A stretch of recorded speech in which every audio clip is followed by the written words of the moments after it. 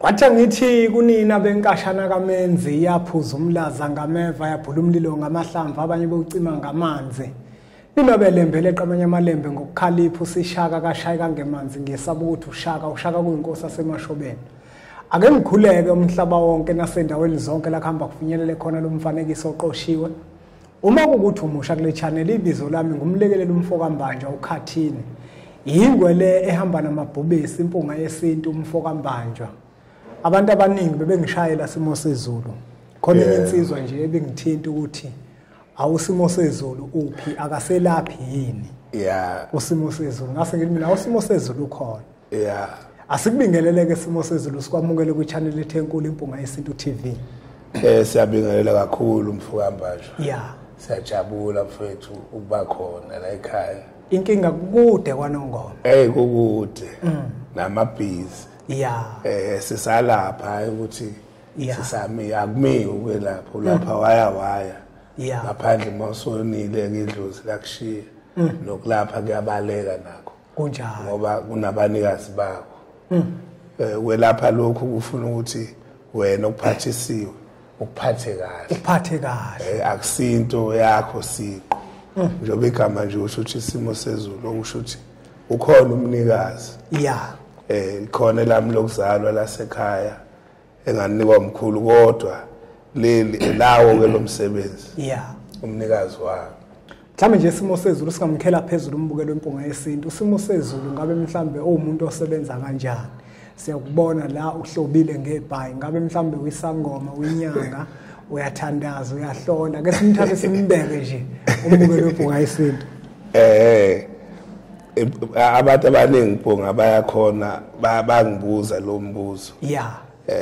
la kimi imoya eminingi ihlangene awukho umoya othi uthi nje ngumthandazi gelekeqe nginyanga gelekeqe imoya yonke lesaziye khona yayiveza noma ikhona kodwa owafika qala ubuthandazi yalandela ke neminye kodwa futhi ochume kakhulu ubunyanga nothi ubungoma ngoba nentwaso asikaze saphuza igazi lembuzi asikaze saliphuza asaze saligcoba ibomvu kodwa akhona amakhosi obungoma amanguni simo sezulu wakwabalula la kweminye imfanekiso eqoshiwe edlule ukuthi unesiziba angisazi noma isiziba la ubhabhadisa khona abantu ungasithatha mhlawumbe ubusikhumbuze kancane ngokwemfihlakalo yalesiphiwo onaso ukuthi nasemanzini uyafika mhlawumbe usithinte ngalemfihlo yalesiziba ngoba abantu abaningi isimo sezulu ukuthola ukuthi omunye uthi unesiziba kanti unento yakhe elapha esizibeni emlekelelayo umbukelo wempunga yesinto wakwayizo into efana nale uyibalula uyamkhulula yini ukuthi lesasiziba isiziba semvelo hayi ukuthi usimo sezulu kukhona into ethile ayibekile mhlambe amandla asengeziwe cha awekho ngoba ikho nento engayithathayo manje laphana kunomoya lo esithi inzuza noma mandawe nami ke njengomuntu wasemanzini angiqokelanga lesaziba ngaphiwa ngegameko ke ngayibona njalo uma ngivuka eNtathakusa ngivakashele khona ngikhuleka khona ngavezelwa isimo sayo sembulwa kimi ukuthi ime kanjani wena ungabona kusezibeni kuyisikolo besinye seyikholo okushuthi ke ila okuzinze khona noma sengikhuluma imfihlo ke zakithi kodwa ila okuzinze khona laba abantu engihamba nabo basemanzini uyazi isimo sezulu ubalula enye into uthe yini amandawe omunye umuntu oqala ukuyibuka impunga yesintu nongaqala ukuyibuka impunga yesintu uzofisa ukwazi ukuthi makukhulunywa ngamandawo ngoba ukeze ukukhulunywa ngamandiki namandawo kodwa wena ukhuluma ngento yasemanzini usuthinta indaba yamandawo kungabe amandawo yini amandawo yidlozi lamanzi noma ngithi umoya ozinze emanzini lo moya uma kuthiwa umuntu unemoya ikakhulu umoya osukuma embethe umoya wamandawo noma uyethwasa uba isangoma noma uba inyanga noma uba ugedla noma uba umthandazi kodwa lo moya yiwo sukunamandla nithi ke umsuka wawuzinze emanzini yiwo lo moya okwazi ukuphasisa intwaso yethwasa uma ulungiswe kahle yiwo futhi okwazi ukuyifeyilisa engaphumeleli uma uthi awulungiswanga kahle umoya wamandawo umoya uma lo moya ungalungiswanga mubi unemthelelo emibi kumuntu kodwa uma ulungiswe kahle umuntu izinto zakhe ziyakhanya mhlawumbe nje isimo sezulu umuntu uzofisa ukwazi ukuthi uma lo moya ungazange uzulungiswe imuphi lo mthelelo omubi mhlawumbe ongenzeka phezulu kwempilo yomuntu omunye futhi uzothi uma nginalo moya wamandawo ngubona ngani iziphi mhlawumbe impawu lo moya la ozinze ngakhona usesandleni sasekhakho mama kuwona wonke umuntu usesandleni sasekhakho mama uma ungalungisiwe lo moya wona odila kakhulu nemizwa yomuntu kuyenzeka kuthiwa nangu umakoti uyogana kanti kubo banalo moya womndawo bese gana bese lo mndawo ungaganiswa lo makoti mayifika ngale afika avaleka inzalo noma afika angahlali kahle uthothu unenkinga ufuna ukubuyela ekhaya kanti kulwa lo moya uma benenhlahla bahamba bakuthola ukuganiswe lo mndawo lotsholo uganiswe umakoti ajike athola izingane manje inhlalo ibe yinhle ekhaya ingakho ngihle ngikukhuthaza manje ukuthi abantu mase behlangene belobolene phambi kuba manje basine abayithola ukuthi bame kanjani esimeni semoya bazazi omunye umuntu isimo sezulu uzokuzwa ukhuluma ngokuganiswa kwale moya uzofisa ukwazi ukuthi lo moya wamandawe kungabe kanti umoya wabantu besifazane yini noma umoya wabantu besilisa akusiwo ukhona kubantu besilisa ukhona kubantu besifazane umoya ogxile ekhakho mama okay kukhona la ngifuna ukuya khona simo sezulu ukuthi lo moya lo kungabe wona qobo lwawo unabo yini ubulili mhlawumbe ukuthi njengoba kuumoya wamandawo ukusho ukuthi labantu abasuke bekuwena bekwembethe kusuke kwabantu besifazane noma kusuke kwabantu besilisa ungakwazi ukusicacisela lapho ukuthi lo moya womndawe uyinto kanjani lo moya womndawo ngoba phela makuthiwa unemoya ukwembethe kusho ukuthi abantu abadala bakini akuzona izilwane kungabe ke kulabantu abadala lo moya lo uhambisana nabantu abadala besilisa noma besifazane noma izingane njalo njalo ungasithatha usibeka ikakhulukazi njengoba ngikuvezile manje ukuthi uvele esandleni sasekhakho mama sokunxele umoya kakhulu othi mawufikile umbathe izalukazi ekhaya noma ke singeke simnike ubulili ngqo lokho sikugcizelela kodwa mawusufikile umbatha lezi zalukazi esandleni sasekhakho mama ingakho ke uthola ukuthi leli khaya uma lingazi ukuthi linanomoya liba nenkinga alihlaliseki ingane zakhona zamantombazane ziba nenkinga ngoba ngisho ukuthi isikhathi esiningi lisebenza ngemizwa khona imizwa manje ukwazi ukuthiwa kwabani amantombazane akhona ayafela kanti awafeli idlozi lomndawo ngobathi lisebenza ngemizwa kanjalo nakwesilisa liyasebenza ngemizwa uthola ukuthi umuntu useganile ngothi lo mndawo emuva akwazi ukuhlanjulula usaqhubeka uyaqoma kuze kwazi ukuthi umabani uyaqoma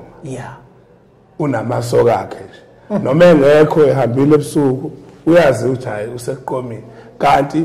uphushwa iloya moya kwalomndawo ongahlambulukanga omunye umuntu isimo sezulu uzothi owesilisa lo muntu okanye owesifazane uzothi lo wesifazane mina ngiganile kodwa ngasonke isikhathi mangihlangana nomyeni wami asikuthola ukujabula kwenze kulutho ngivele ngibe isidindi nje imizwa yami ayisebenzi nowesilisa naye uzothi sengizama imbiza akwenzeki lutho kungabe mhlambe lo moya uyaba yini imbangela entweni ezinjalo mhlambe ebantwini kakhulu njengoba usebenza ngobulili kwabesilisa uyayibulala induku lo moya ingasebenzi ngathi nje nokuzwela ukuthi ngifuna ukuba nalomuntu awulangazeleli futhi uyakwazi nokuyishintsha imizwa kanjani isimo sezulu uthi indoda ngoba umphethe lo moya uzizwe kodwa manje bese uhalela ukuthi ezinye intshebe cha umphethe lo moya ongahlanjululiwe mhlawumbe kini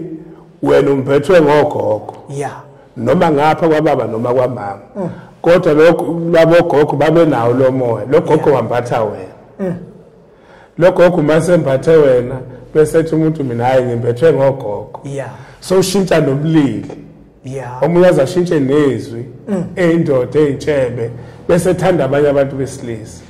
nangombuzo simo sezulu kungabe lokho kusuke kwenzeka kuyena lo muntu kusuke kufanele yini kwenzeka ukuthi njengoba lo muntu umuntu wesilisa enalo moya lo wamandawo ongalungisiwe lokho kungabe kwenzeka uma kuphela ukuthi lo moya awulungisiwe noma wonke umuntu onalo moya uzoshintsha ubulili nezwi agcine selangazelela amanye amadoda ngesizathu sokuthi unalo moya kungabe leyo nto mhlambe yenzeka kumuntu onjani umuntu oyilungisile lento noma umuntu osuke engayilungisile kusuke kukhalele ukuthi ayilungise ngiyafisa ukuthi usicacisele lapho yebo kusuke kukhaleleka lo moya usuke ungahlambulukile usuke ungcolile usuke umembethe lo muntu kukhaleleka ukuthi awulungise bese umenzisa lokho okubi yena ngaso sikhathi usuke ebone ngathi uhamba kahle kanti sokuphambene izinto